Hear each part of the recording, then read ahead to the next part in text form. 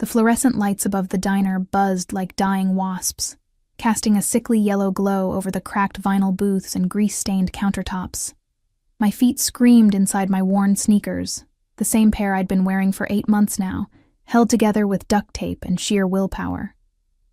The smell of burnt coffee and yesterday's meatloaf clung to my uniform, a faded pink dress that no longer buttoned over my swollen belly, 7 months pregnant, and I was still here, still standing, still pretending everything would be okay.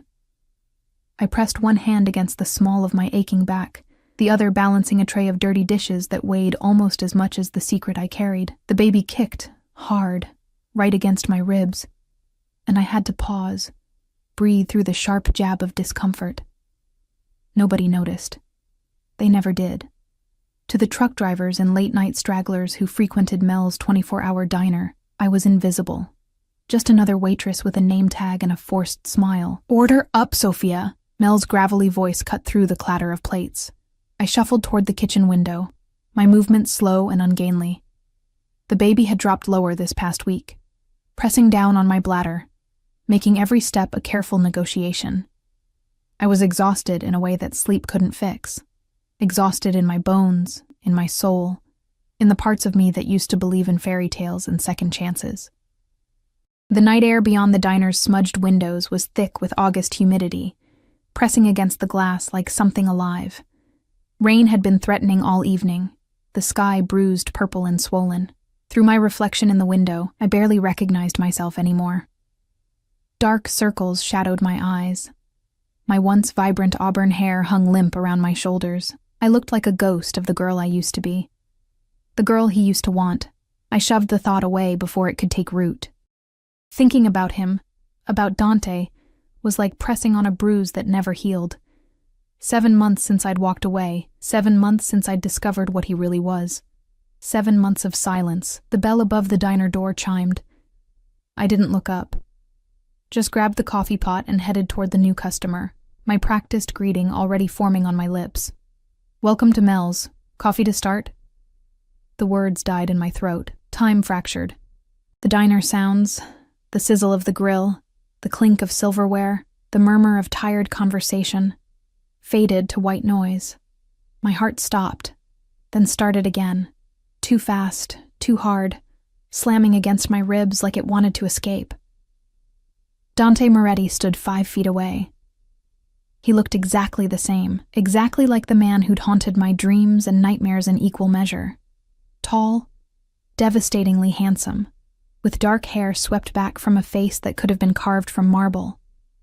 Sharp cheekbones, a jaw that could cut glass, and those eyes, those impossible dark eyes that had once looked at me like I was the only thing in his world that mattered. But it wasn't just him. 2 men flanked him like shadows. One was built like a mountain, with a scar running down his left cheek. The other was leaner, but no less dangerous, his hand resting casually near his hip in a way that made my stomach clench. Bodyguards. Of course. Because Dante Moretti didn't go anywhere without protection. He wore a charcoal suit that probably cost more than I'd make in a year, tailored perfectly to his broad shoulders. A Rolex caught the light on his wrist. Everything about him screamed money, power, danger. He looked like he'd stepped out of one of those sleek black cars I'd seen him leave in, the kind with bulletproof windows and drivers who knew how to make problems disappear. This was wrong.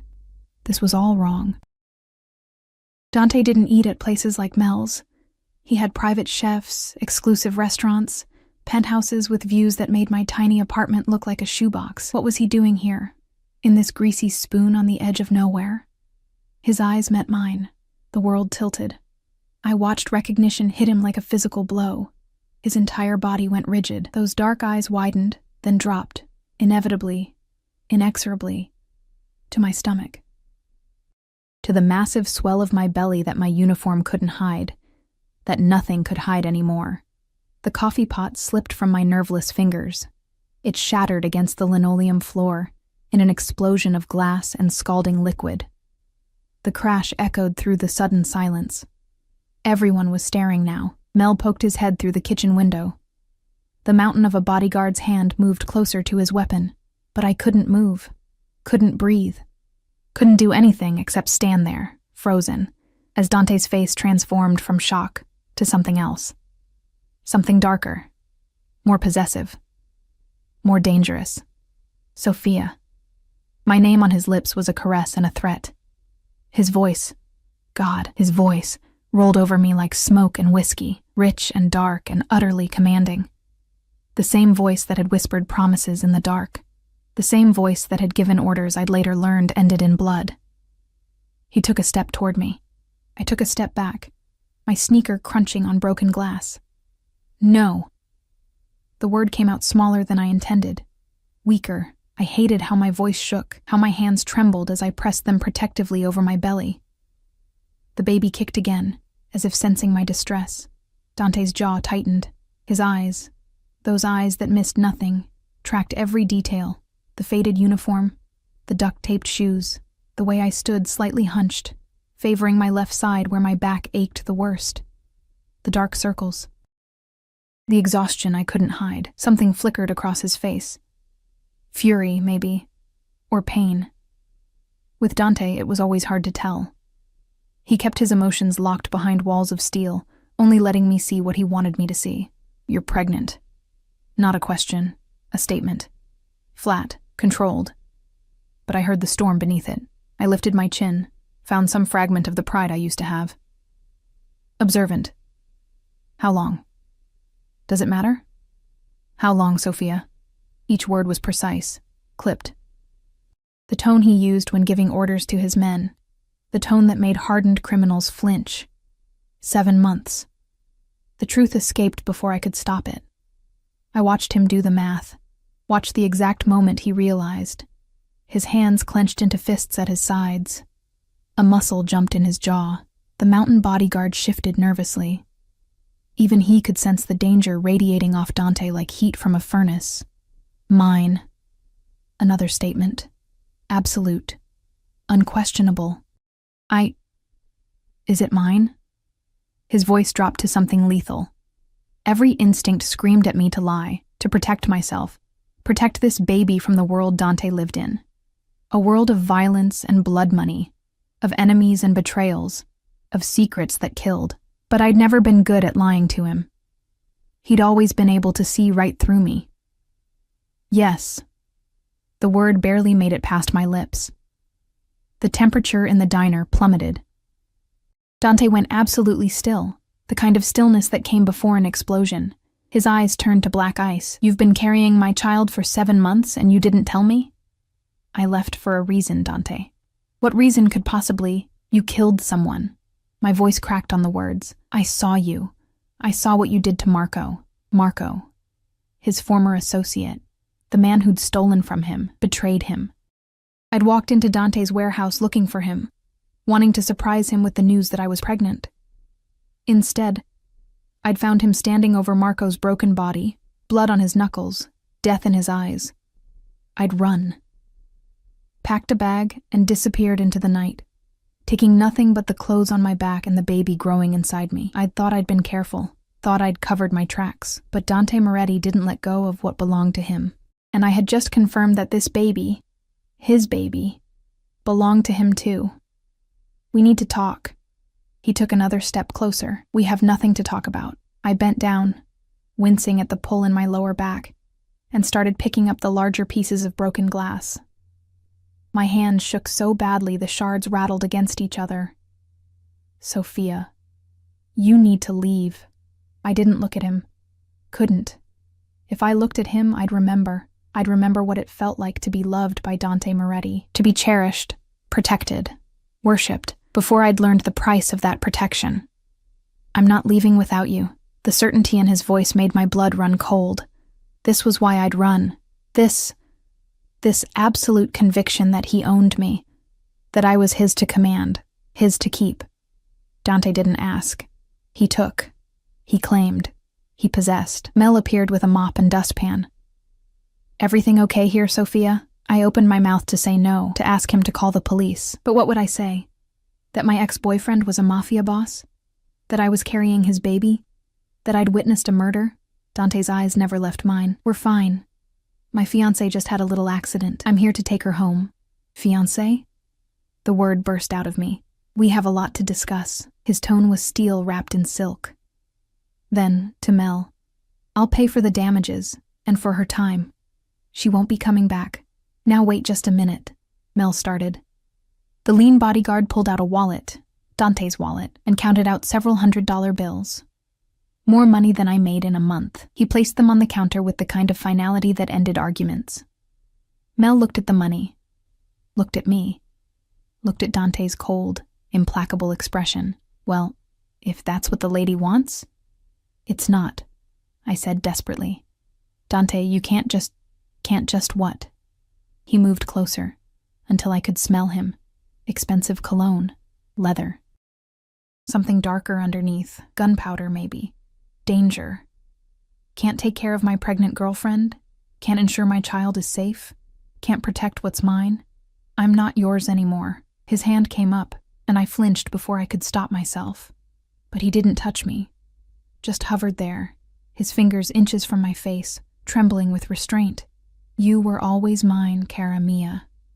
You just forgot for a while, but you're carrying my baby, my heir. Do you really think I'm going to let you waste away in this shithole, working yourself to death? The worst part was the concern in his voice. Real, genuine concern. Dante had always been able to do that. Make his obsession sound like love. Make his possession sound like protection. I can take care of myself. His eyes raked over me again, taking in every detail of my exhaustion, clearly.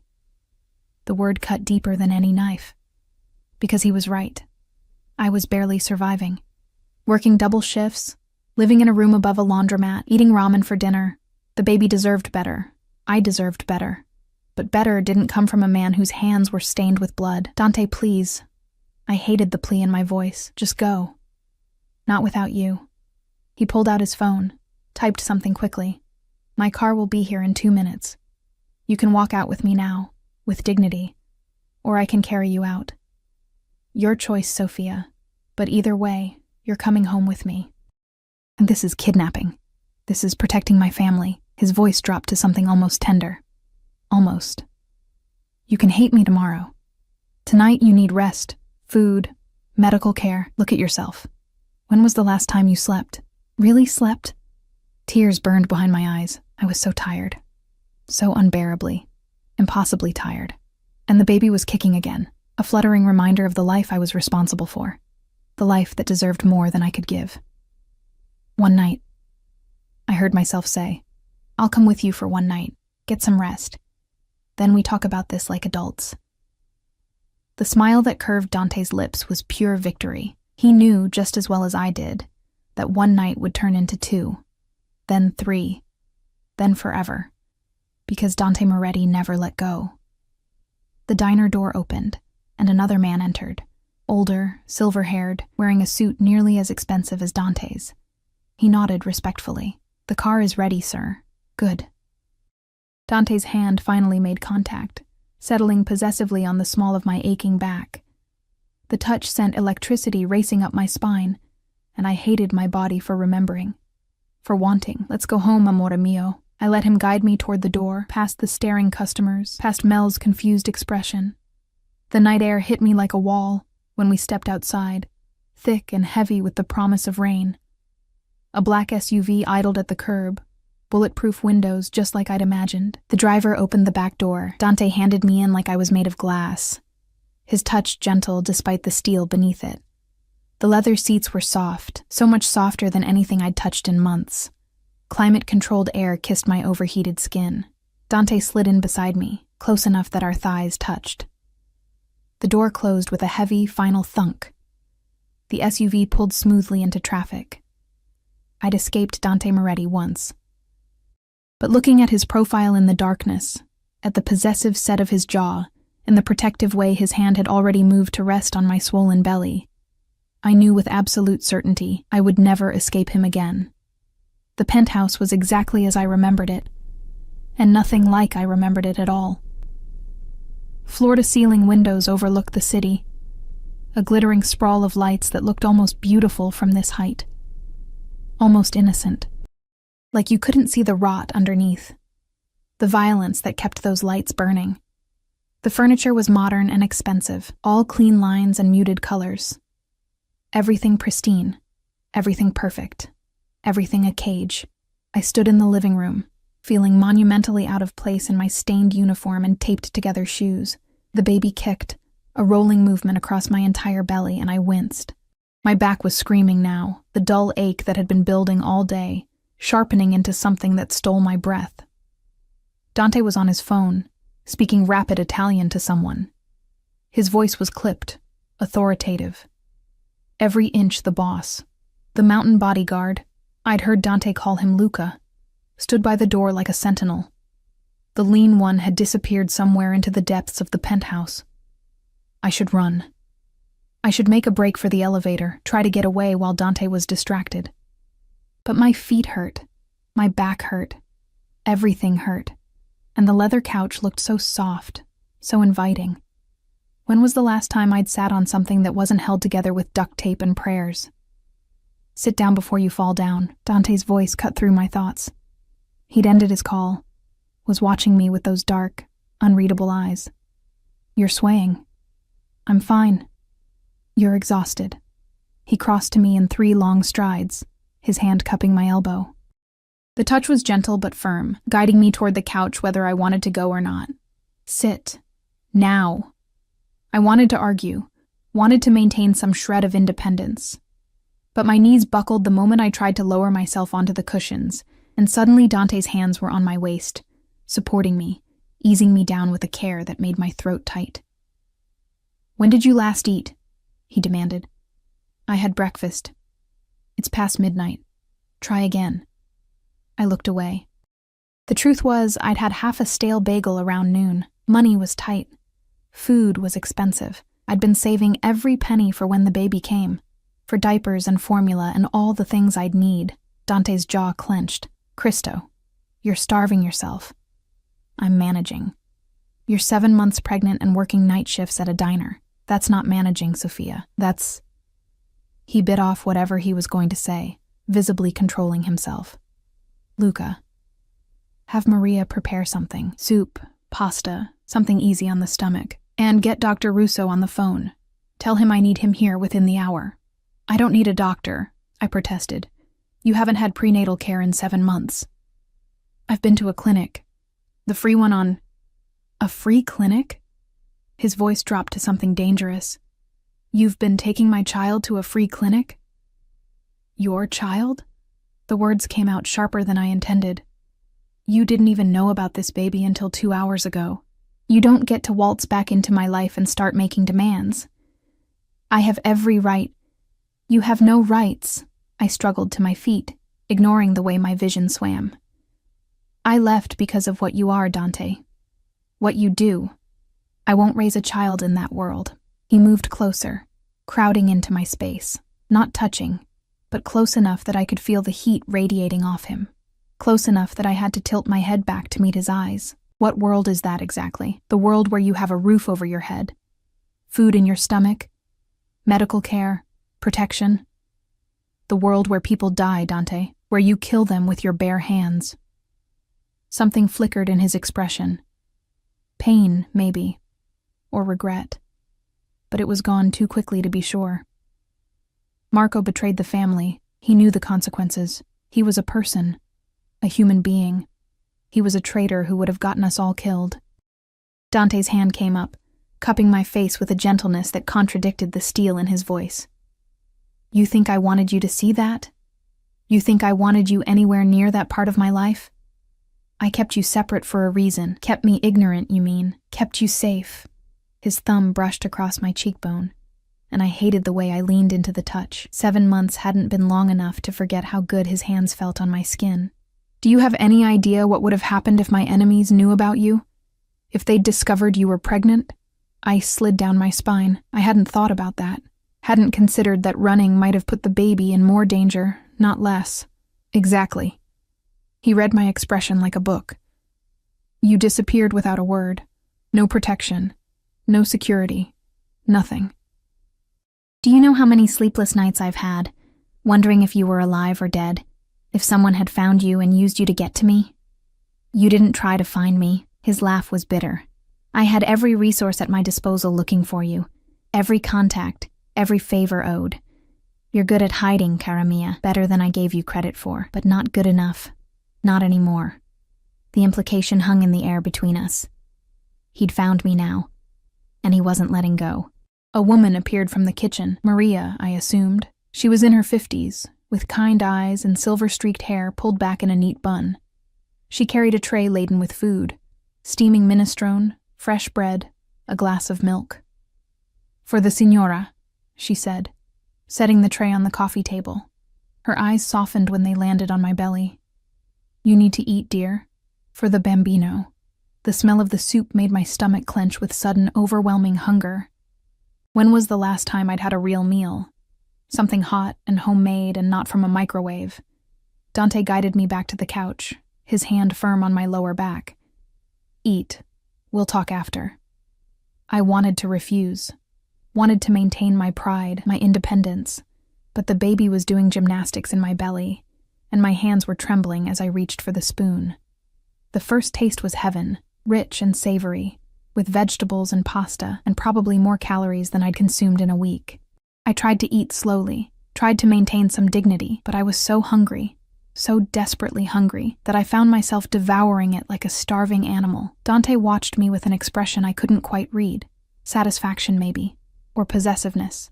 With him, it was usually both. "Better?" he asked when I'd finished. I nodded, not trusting my voice. The warmth of the food was spreading through me, making me realize just how cold I'd been, how tired, how close to breaking. Maria cleared the tray with a soft smile, then disappeared back into the kitchen. Luca had vanished too, leaving us alone in the vast living room. The city lights twinkled beyond the windows, indifferent to the drama playing out in this gilded tower. "Dr. Russo will be here soon," Dante said, settling onto the couch beside me. Not touching, but close. Always close. "He's the best obstetrician in the city. He'll examine you, make sure everything is okay with the baby. I told you I've been getting care at a free clinic." His voice was flat. "Where they probably saw you for 5 minutes and sent you on your way. That's not good enough. Not for you. Not for my child. His child." He kept saying that, staking his claim with words, with proximity, with the sheer force of his presence. "Why does it matter so much?" The question slipped out before I could stop it. "You have everything. Money, power, respect. Why do you care about one baby?" The look he gave me could have melted steel. "Because it's our baby, yours and mine, a piece of both of us." His hand moved to my belly, settling there with a possessiveness that made my breath catch. "And because I've spent 7 months thinking you were gone forever, 7 months in hell, wondering if I'd ever see you again. And now you're here, carrying my heir, and you think I'm going to let you walk away again." The baby kicked against his palm.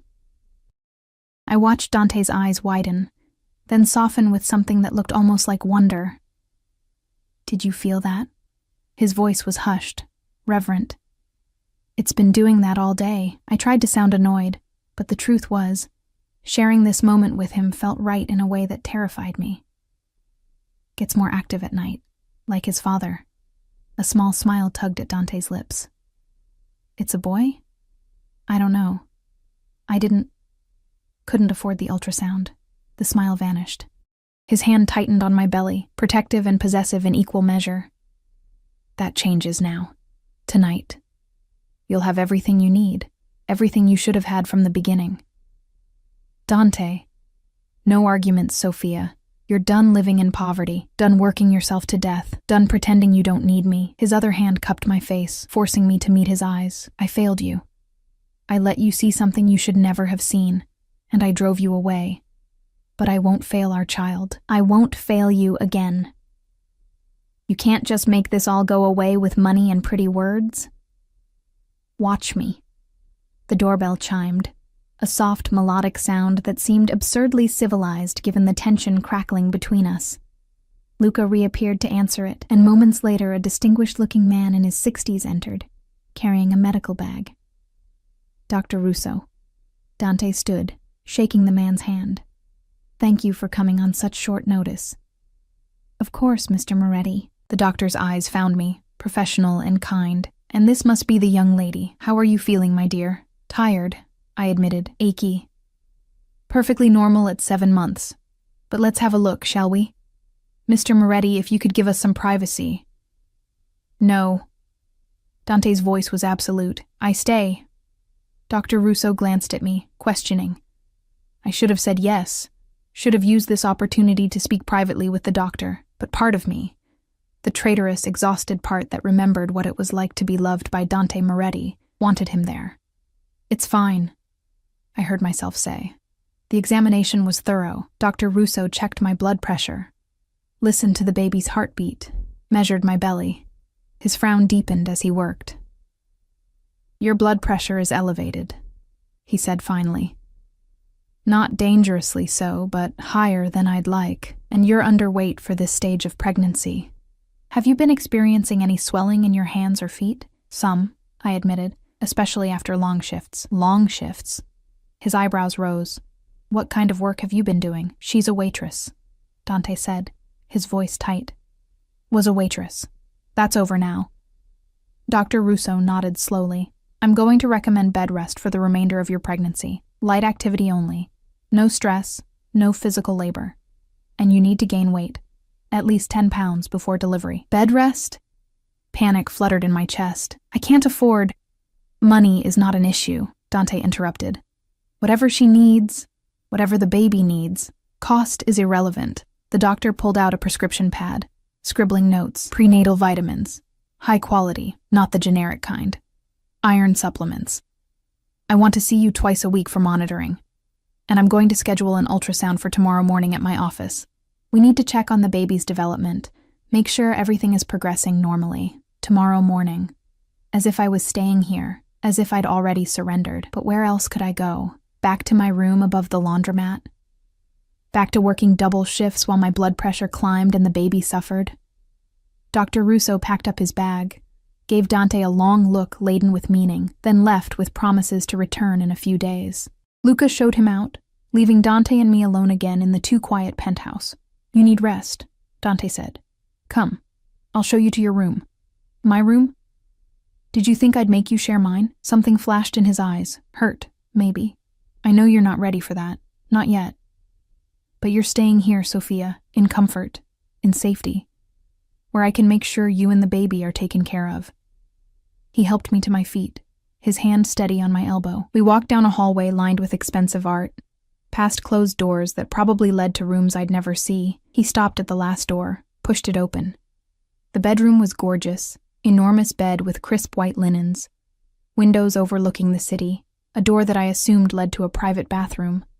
Everything clean and beautiful, and utterly foreign to the life I'd been living. There are clothes in the closet, Dante said.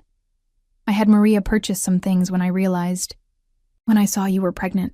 Maternity clothes. Comfortable. Everything in your size. I stared at him. You bought me maternity clothes? Tonight? I made a call. Money talks.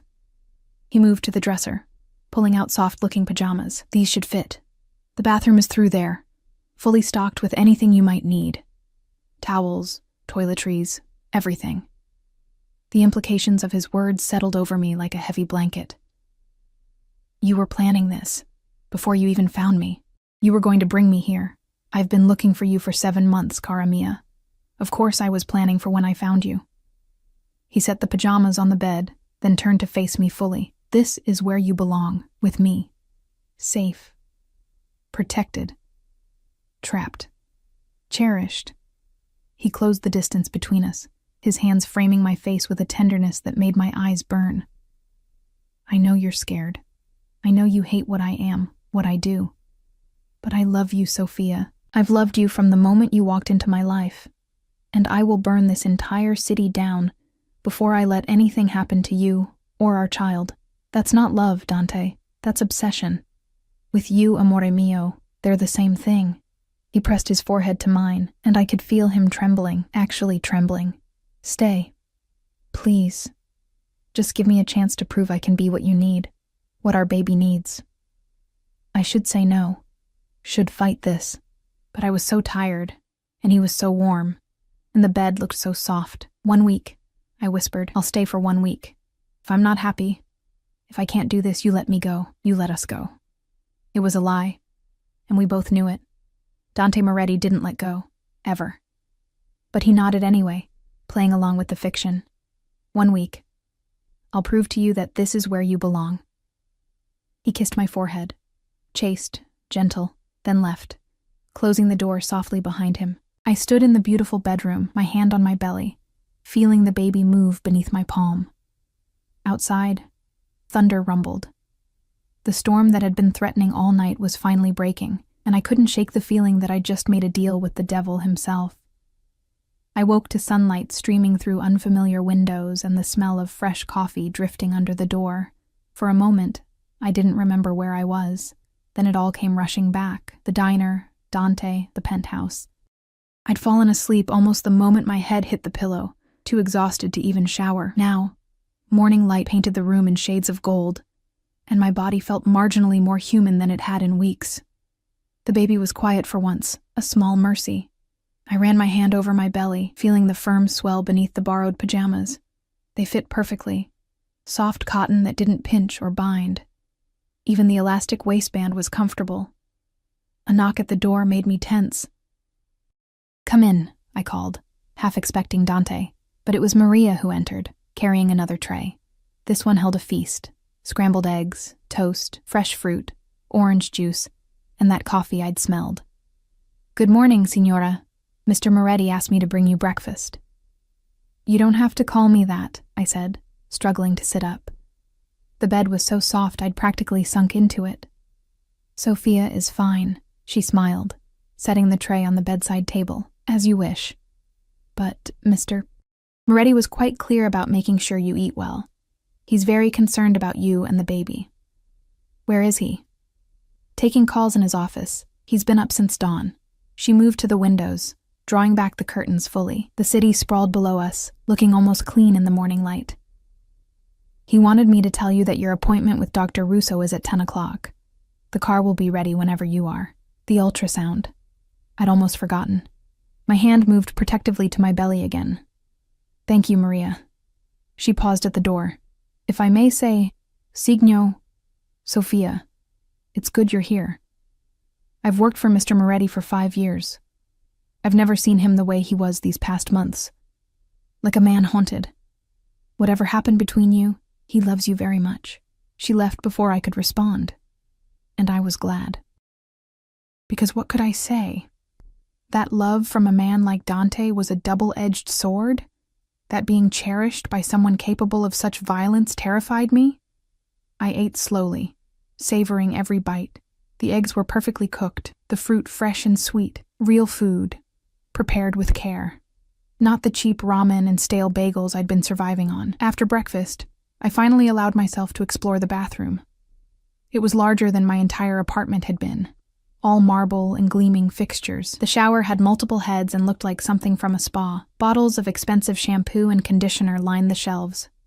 Brands I'd only ever seen in magazines. I spent longer in the shower than necessary, letting the hot water ease the constant ache in my back.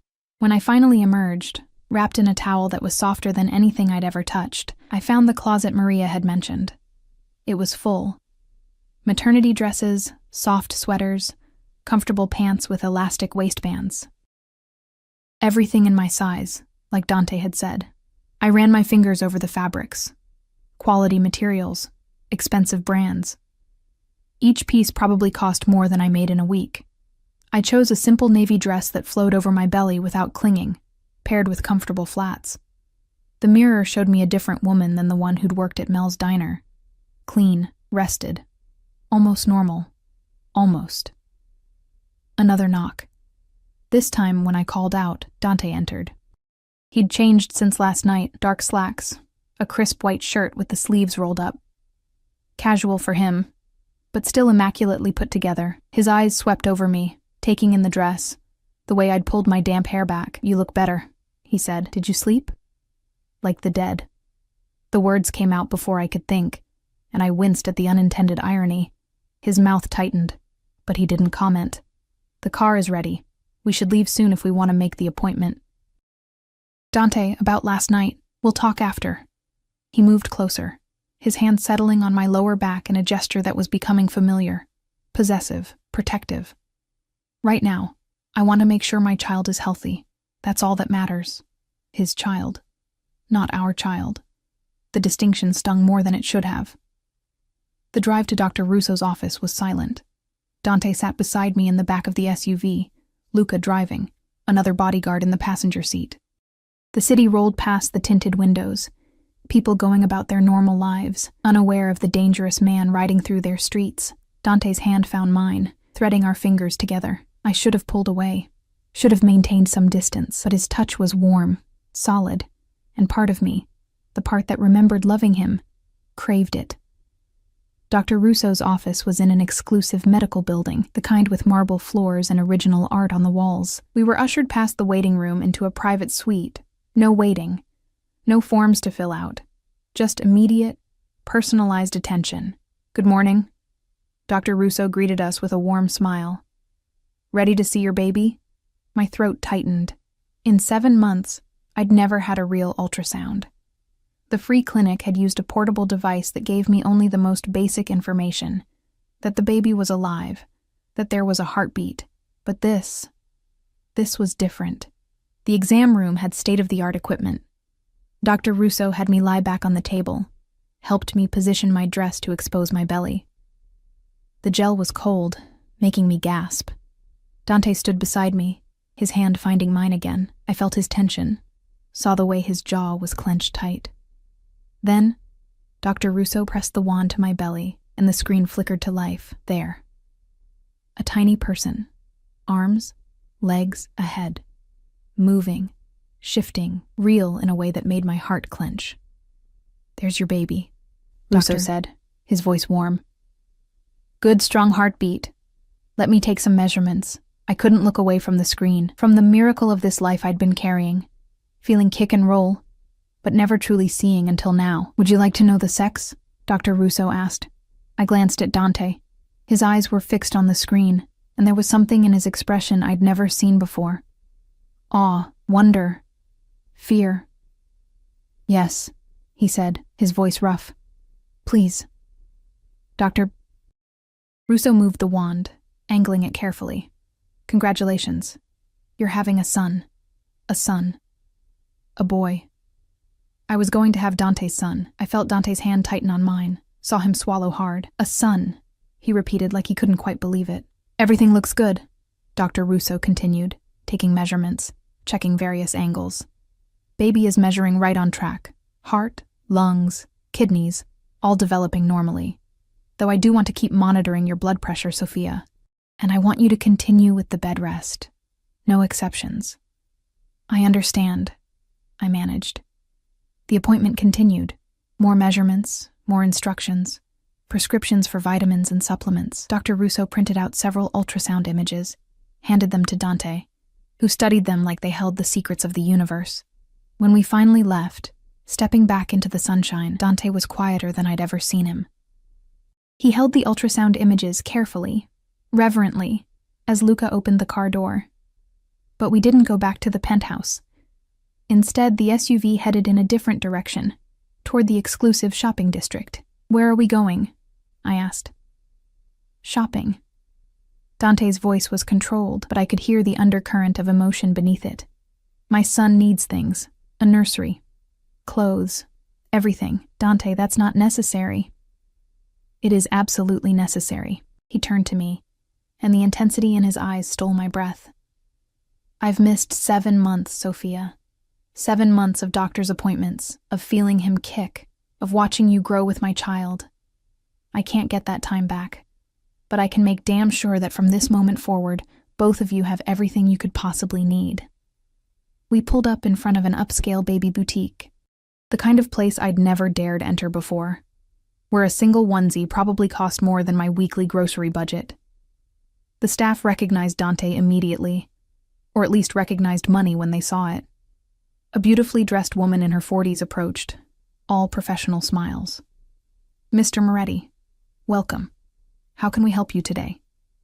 My partner is pregnant, 7 months. We need everything for a nursery, the best you have. Money is no object. The woman's eyes widened slightly. Then she was all business. Of course. Right this way. We have several premium collections. What followed was surreal. Dante moved through the store with focused intensity, pointing at furniture, cribs, changing tables. The staff scrambled to keep up, pulling items, making notes, discussing delivery options. Dante, this is too much, I protested as he selected what had to be the 5th outfit in a row.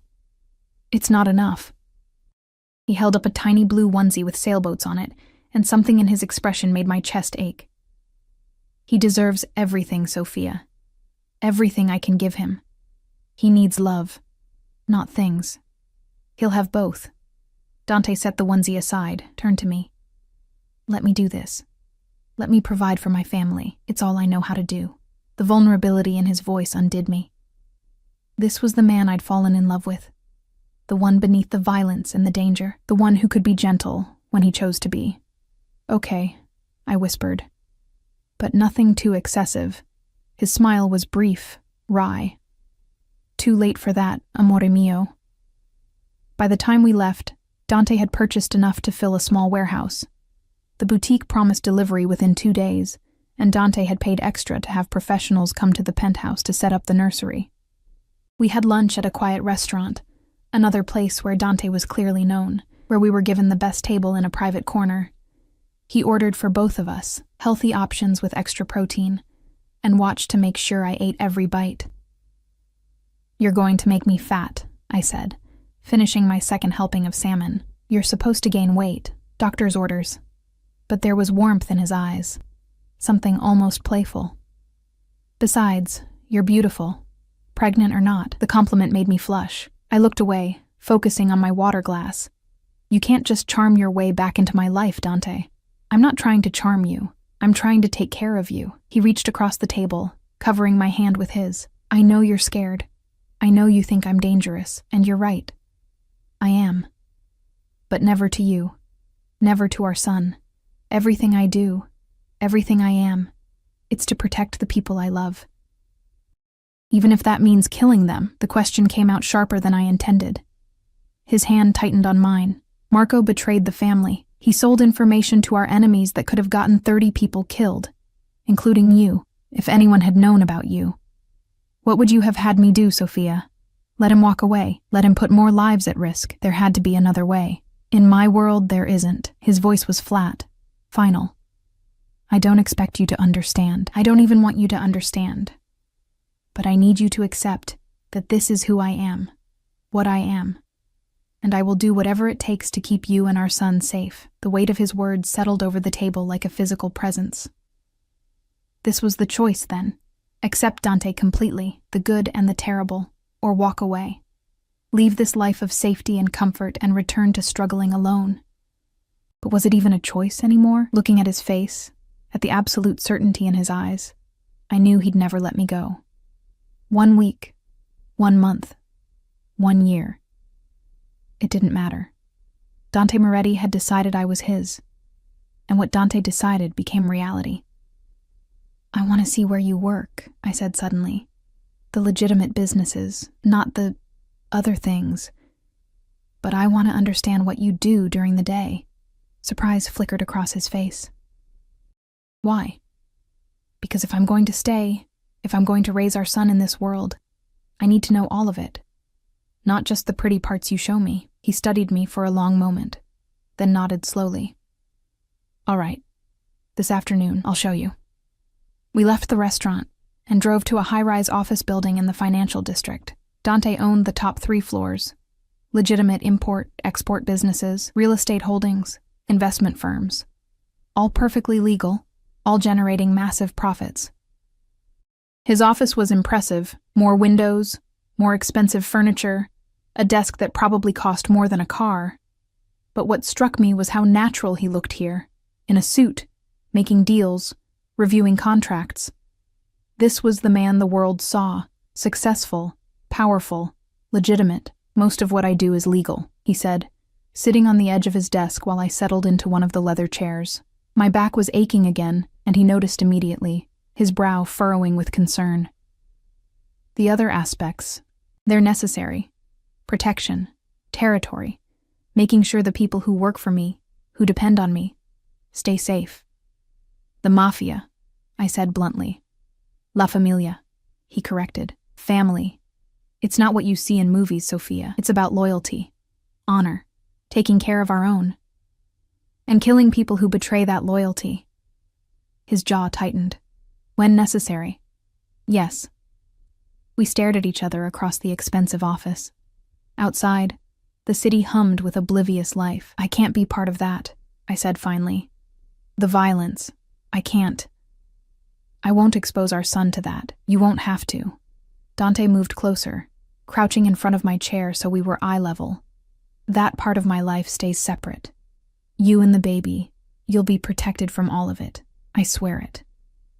You can't promise that, not completely. I can, and I will. His hands found my belly again, that possessive, protective touch. He's going to grow up safe, loved. He'll have the best education, the best opportunities. He'll never want for anything, except a father who isn't a criminal. The words hung in the air between us, brutal and honest.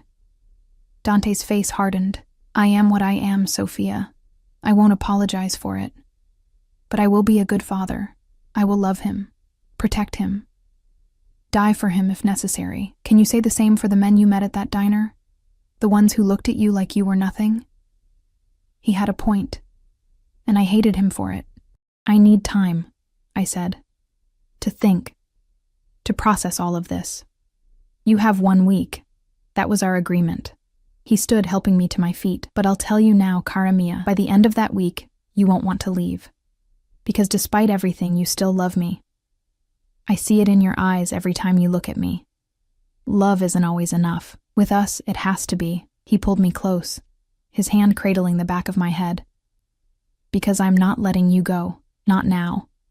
Not ever. You and our son. You're mine. And I protect what's mine. The certainty in his voice should have terrified me. Instead, as his arms wrapped around me and I felt the solid strength of him, I felt something else entirely. Safe, protected, cherished. And maybe, just maybe, that was enough. 3 days passed in a blur of doctor's appointments, deliveries, and Dante's constant, overwhelming presence. The nursery took shape with frightening speed. Professional designers transformed the room next to Dante's master suite into something from a magazine spread. Soft blues and creams, a crib that looked like a work of art, shelves already filling with books and toys. A rocking chair sat by the window, perfect for late-night feedings and quiet moments. I stood in the doorway, one hand on my aching back, watching the final touches being applied. Dante appeared behind me, his presence a warm weight at my shoulder. "What do you think?" he asked. "It's beautiful." And it was. Perfect.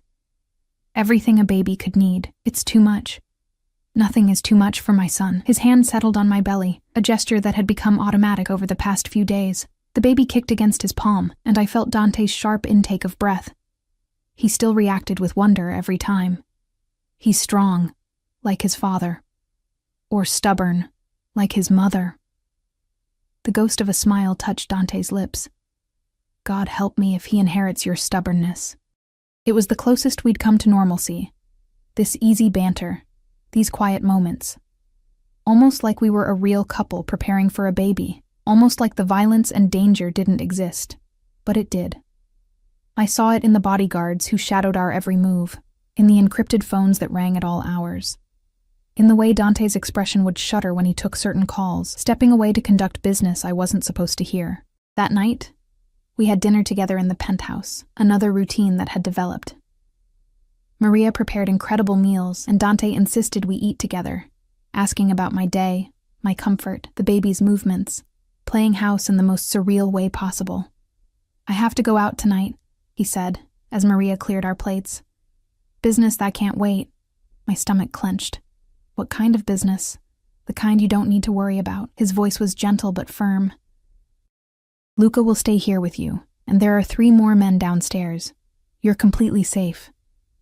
"That's not what I'm worried about." He went still. "Sophia." Are you going to kill someone tonight, Dante? The question came out quietly, but it echoed in the dining room like a gunshot. That's not... He stopped, jaw tightening. I'm going to handle a situation. How I handle it depends on how cooperative certain people are. So maybe you'll kill someone. Maybe I'll prevent my entire operation from being compromised. Maybe I'll save lives by stopping a threat before it becomes a problem. He stood, moving around the table to me. This is my world, cara mia. I won't lie to you about what it involves, but I also won't apologize for doing what's necessary to protect my family. We're not your family. Not really. We're just what? His voice dropped dangerously low. Just the woman I love? Just the child I'd burn the world down to protect? Tell me, Sophia, what exactly are you to me if not my family?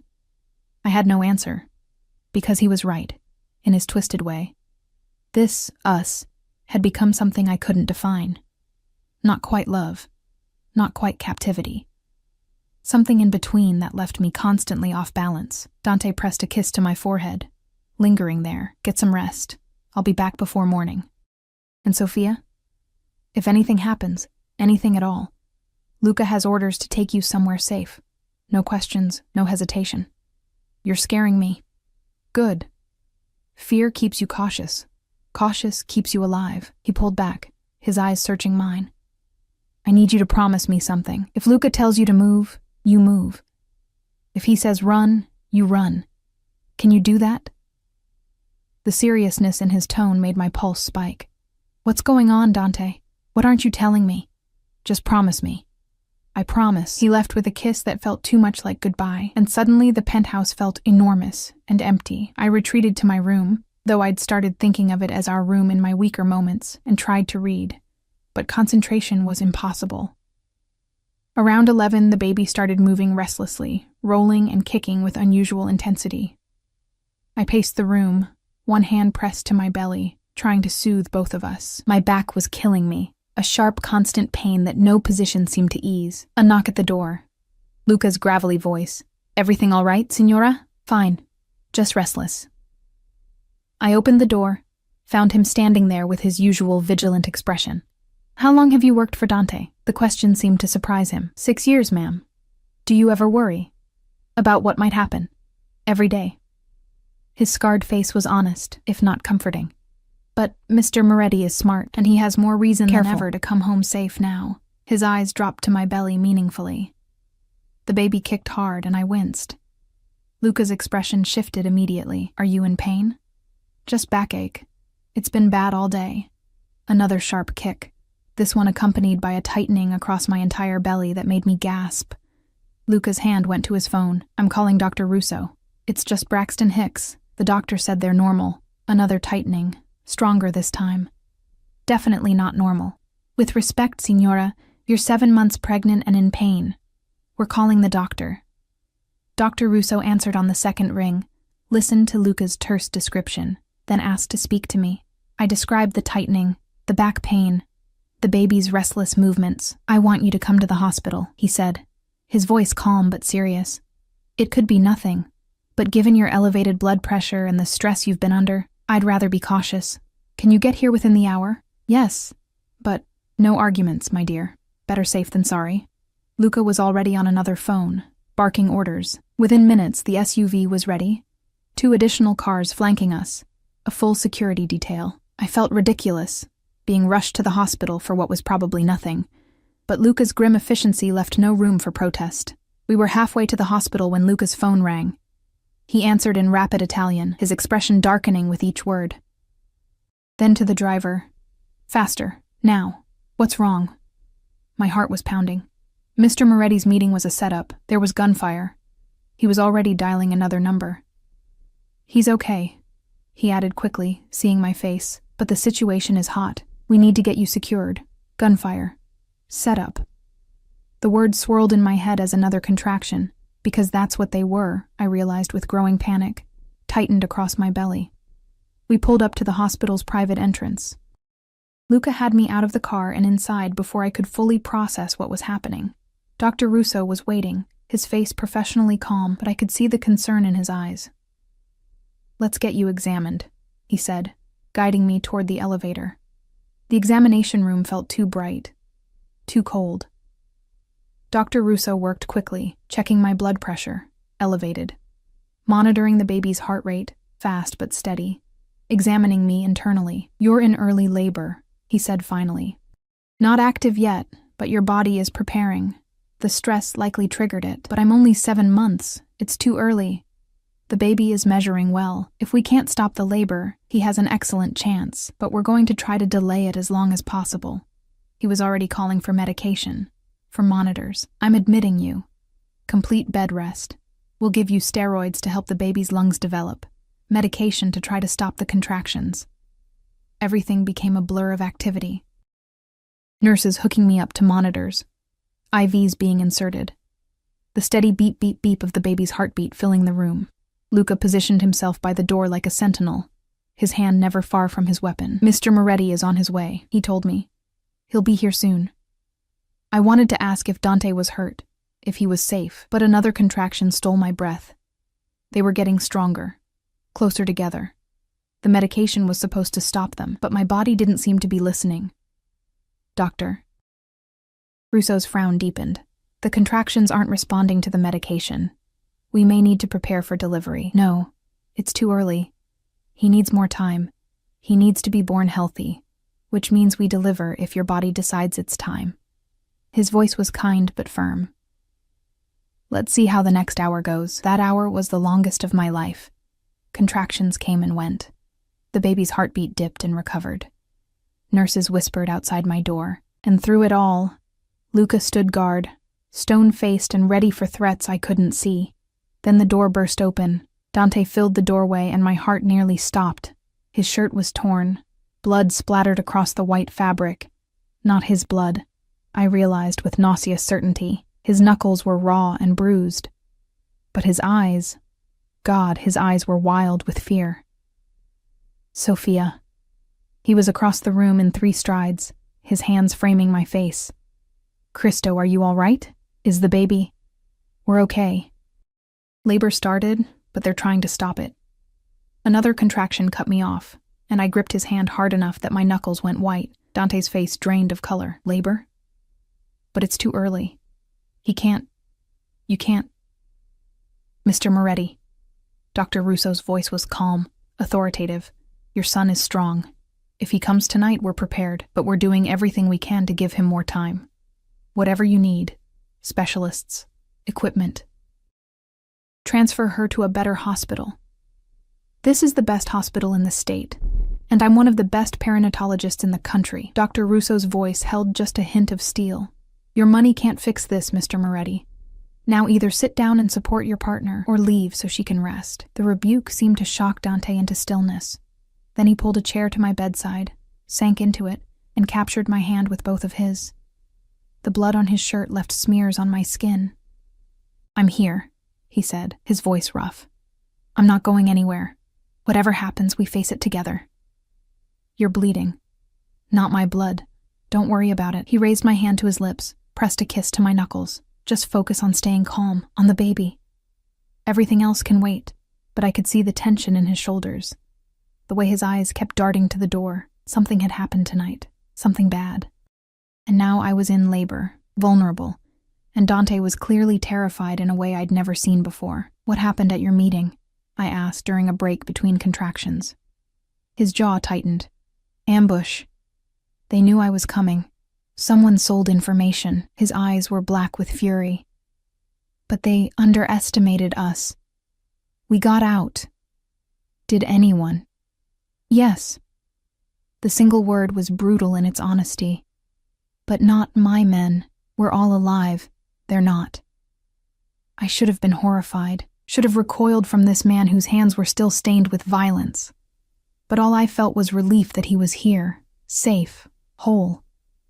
"I was so scared," I whispered. "So was I." His forehead dropped to rest against our joined hands. "When Luca called and said you were in the hospital, I thought, Cristo, I thought I'd lost you both.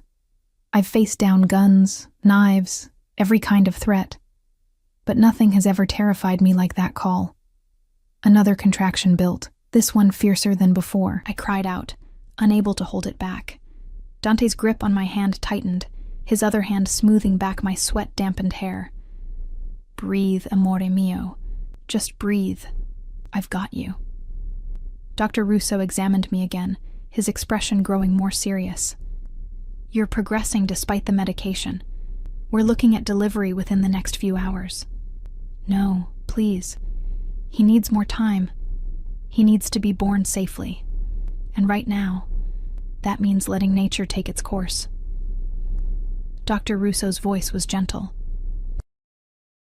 We're moving you to a delivery room. The NICU team is standing by. Your son is going to be fine, Sophia. I promise you. The transfer was a blur. Dante never let go of my hand, walking beside the gurney, his presence the only solid thing in a world that had tilted sideways. The delivery room was bright and filled with equipment, with people in scrubs preparing for my son's arrival. My son. Dante's son. Too early. Too small. But fighting to be born anyway. You can do this, Dante murmured against my ear as another contraction hit. You're the strongest person I know. You survived 7 months on your own. You kept our son safe when I couldn't. Now let me be strong for you. The labor intensified. Hours blurred together. Pain, pressure, Dante's voice coaching me through each contraction. Dr. Russo's calm instructions. Somewhere in the chaos, I stopped being scared and started being determined.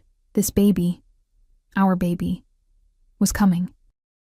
And I'd be damned if I wasn't strong enough to bring him into this world. One more push, Sophia, Dr. Russo urged.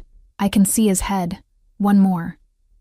I bore down with everything I had, squeezing Dante's hand hard enough that I heard bones creak. He didn't flinch, didn't complain, just pressed his forehead to mine and breathed with me. And then, a cry. Thin and reedy but unmistakably alive. It's a boy, Dr. Russo announced, though we already knew. 5 pounds, 2 ounces. Small but fighting. I caught a glimpse of him. Tiny, red-faced, squalling with indignation, before the NICU team whisked him away to assess him. Dante's hand shook in mine as he watched our son disappear behind a screen of medical personnel. Is he okay? Dante's voice cracked. Tell me he's okay. He's breathing on his own. Good color. Strong cry. The neonatologist's voice carried over the controlled chaos. We'll need to monitor him closely, but initial signs are very good. I sagged back against the bed, exhausted beyond measure. Dante's hand came up to cup my face, and when I looked at him, I saw tears tracking down his cheeks. You did it, he whispered. Our son, you gave me a son. We have a son, I corrected, my own voice breaking. He kissed me then, soft, reverent, filled with emotion too complex to name. When he pulled back, his eyes held a promise. I will protect him with my life. Both of you. Nothing and no one will ever hurt you again. And looking at his fierce, tear-stained face, I believed him. They let me hold him an hour later. He was so small, impossibly terrifyingly small. Wires and monitors covered his tiny body, tracking every breath, every heartbeat. But his eyes, when they fluttered open, were dark like Dante's. And when I touched his miniature hand, his fingers wrapped around mine with surprising strength. Hello, baby, I whispered, tears streaming down my face. I'm your mama. I'm so sorry you had to come early. But you're going to be okay. We're going to make sure of it. Dante stood beside the incubator, one hand pressed to the glass like he was afraid to touch, afraid his violence-stained hands might somehow taint this perfect, innocent life. The NICU nurse, a kind woman named Patricia, smiled at him. Would you like to hold your son, Mr. Moretti? Dante looked genuinely uncertain, maybe the first time I'd ever seen him unsure of anything. What if I hurt him? You won't. Sit here. She guided him to the chair beside my bed. Support his head. That's it. Nice and gentle. She transferred our son from my arms to Dante's, and I watched something fundamental shift in the man I thought I knew. Dante Moretti, killer, crime lord, the most dangerous man in the city, cradled our tiny son like he was made of spun glass, his hands so capable of violence, trembled with overwhelming gentleness. "Cristo," he breathed.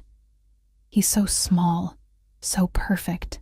The baby made a soft sound, nestling against Dante's chest.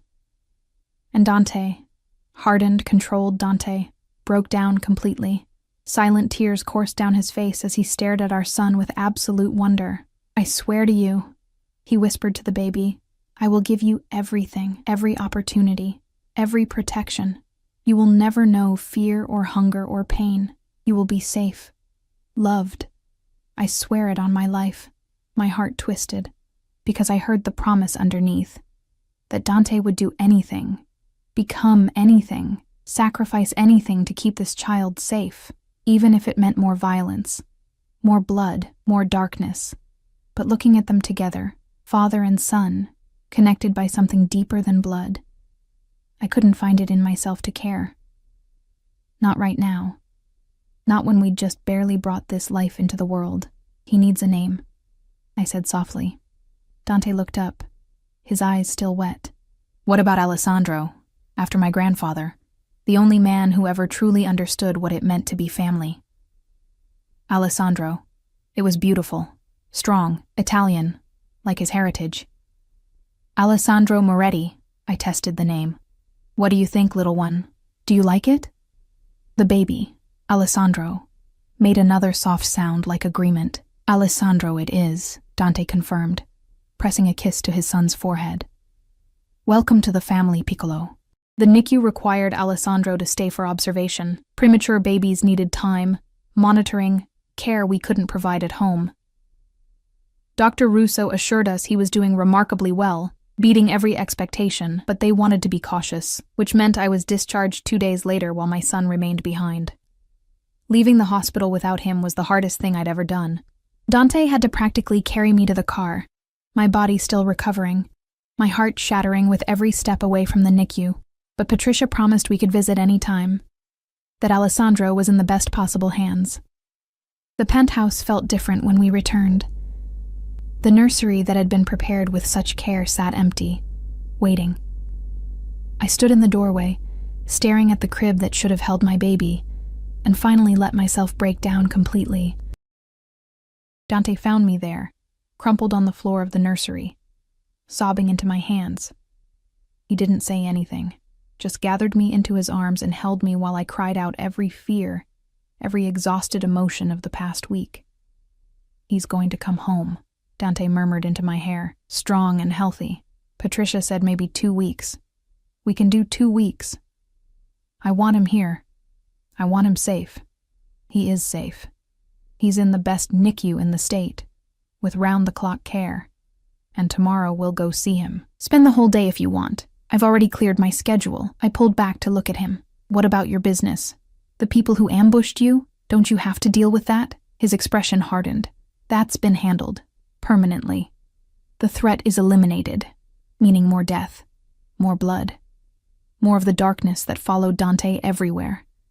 But for once I felt only grim satisfaction. Whoever had attacked him had put Alessandro at risk, had triggered early labor, had endangered my son. Let them be eliminated. The realization of how far I'd fallen, or risen, depending on perspective, should have horrified me. Instead, I just felt tired of fighting the inevitable, tired of pretending Dante wasn't exactly what I needed him to be. "I want to stay," I said quietly. "Not just for a week, not just until Alessandro comes home. I want to stay. With you. Build a life together. For our son." Dante went absolutely still. "You mean that?" I mean, I'm terrified. I don't know if this will work. I still hate what you do, what you are." I touched his face, feeling the roughness of stubble, the warmth of his skin. "But I love you anyway. I've loved you since the moment you walked into that gallery opening and made me laugh when I was supposed to be working. And I love our son. And I think maybe we can make this work. If you promise me something. Anything. Keep the violence away from us. From Alessandro. I don't care what you have to do or who you have to become when you're out there, but when you come home, you leave it at the door. Can you do that?" "Yes." No hesitation. absolute certainty. I already decided. The night you went into labor, when I thought I might lose you both, I realized nothing else matters. My empire, my reputation, my power. It's all meaningless if I don't have you and Alessandro. So yes, I can be two men. The one the world sees, and the one who comes home to you. Then we try. We really try to make this family work.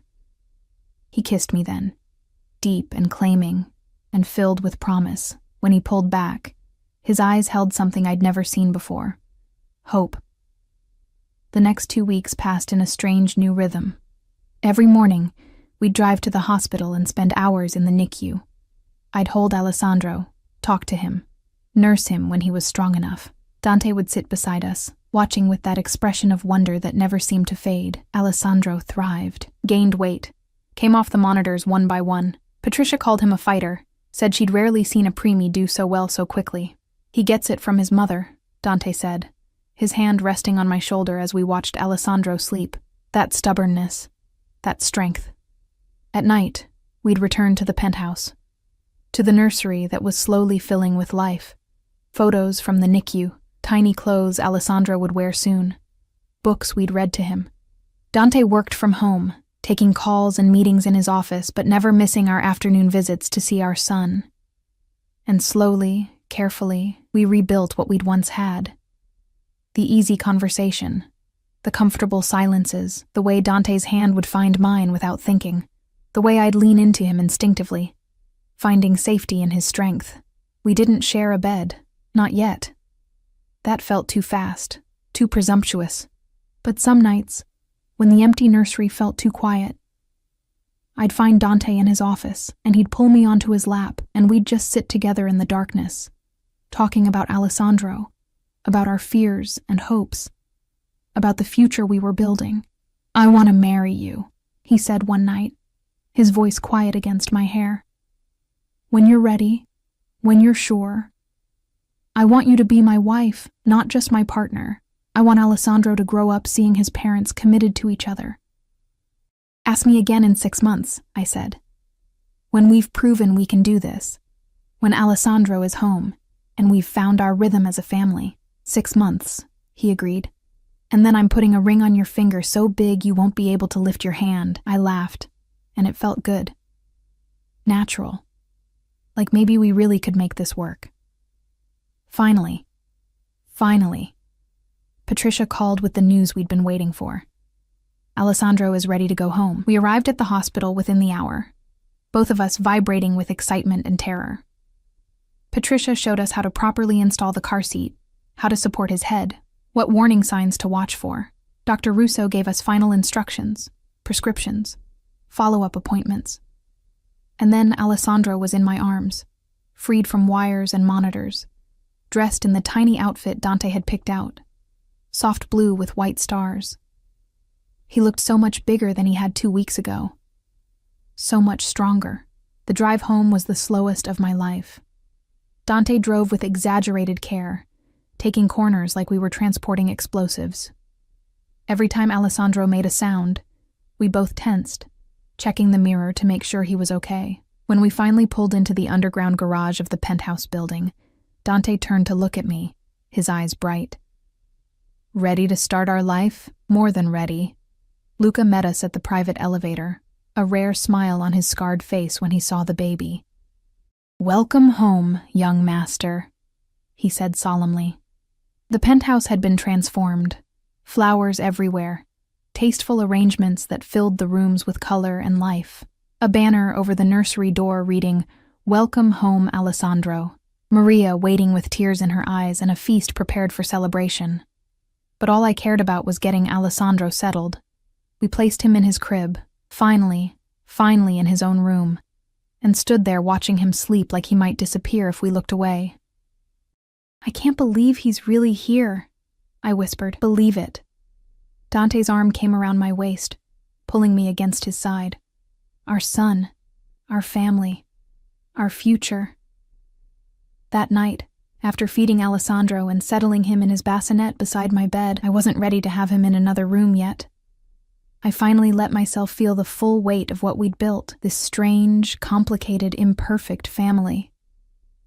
Dante appeared in my doorway, hesitant. "Can I come in?" "Of course." He crossed to the bassinet, spending a long moment just watching Alessandro sleep. Then he turned to me, his expression vulnerable in a way I'd rarely seen. "Thank you," he said quietly, "for giving me this, for giving me him, for giving me a second chance I probably don't deserve. You deserve to be happy, Dante. Even you." He sat on the edge of my bed, close enough to touch, but not quite touching.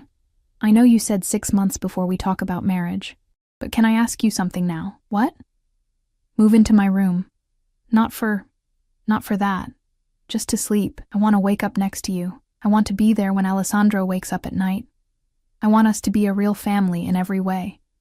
I should have said no, should have maintained boundaries, but looking at this man who'd turned his world upside down for us, who'd proven over and over that he could be gentle when it mattered, I couldn't find a reason to refuse. "Okay," I said, "we'll try it. But Dante, if this doesn't work, if we can't make this family thing work, it will work. Because failure isn't an option, not with you, not with him." He leaned forward, pressing his forehead to mine. "I love you, Sophia. I've loved you since that gallery opening. I loved you when you left. I loved you through 7 months of hell.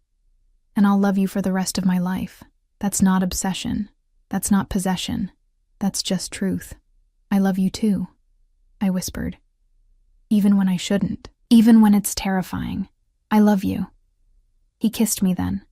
Soft, sweet, full of promise. And when he pulled back, his smile was the most genuine I'd ever seen. 3 months later, I woke to Alessandro's soft cries and found Dante already at the bassinet, which we'd moved into his bedroom along with me. "Our bedroom now. I've got him," Dante murmured, lifting our son with practiced ease. "Go back to sleep." But I watched instead as Dante settled into the rocking chair by the window, Alessandro cradled against his bare chest. He was humming softly, something Italian I didn't recognize, and our son's cries quieted almost immediately. This was my life now, mornings with Dante and Alessandro. Days spent building routines and finding our rhythm. Evenings when Dante would come home from whatever darkness he'd faced and transform back into the man who read bedtime stories in bad Italian accents and made our son giggle with silly faces. The violence still existed. I'd been naive to think it wouldn't. But Dante kept his promise. He left it at the door. When he was home, he was just a father, just a partner, just the man I'd fallen in love with. "What are you thinking about?" Dante asked, catching me watching. "How far we've come. How different this is from what I imagined. Better or worse?" I looked at my son, healthy and growing, at the man who'd moved heaven and earth to keep us safe, at the life we'd built from the ashes of everything I thought I wanted. "Better," I said honestly. "So much better than I ever imagined." Alessandro let out a satisfied sound, his tiny hand fisted in Dante's chest hair. Dante winced but didn't move, just kept rocking, kept humming, completely content to be held captive by someone who weighed less than 10 pounds. 6 months after that night in the hospital, Dante asked me again. We were in the nursery. Alessandro was sleeping peacefully in his crib, finally in his own room. I'd just finished reading him a story, my voice soft in the twilight. When I turned, Dante was on one knee, a ring box in his hand. "I know we said 6 months," he began. "And it's been 9. But I needed to be absolutely sure, not of how I feel, but that you'd believe me when I said forever. So I'm asking now, Sophia, will you marry me? Will you let me spend the rest of my life proving I can be the man you and Alessandro deserve?" The ring was beautiful, a simple diamond, elegant rather than ostentatious. Exactly what I would have chosen. "Yes," I said, tears already falling. "Yes, I'll marry you." He slid the ring onto my finger, then pulled me into his arms. Over his shoulder, I could see Alessandro sleeping peacefully, our perfect son, the best thing we'd ever created together. This wasn't the life I'd planned, wasn't the fairy tale I'd imagined as a girl, but it was real. It was ours. And it was filled with a love so fierce, so protective, so all-consuming, that it had survived violence and separation, and every obstacle thrown in its path. Dante Moretti had found me in that diner, broken and pregnant, and running from his world. And somehow, impossibly, we'd built something beautiful from the wreckage. Our son slept in his crib, my ring caught the light from the hallway. And in Dante's arms I finally felt like I'd come home, not to a place, but to the people who made anywhere feel like home, my family.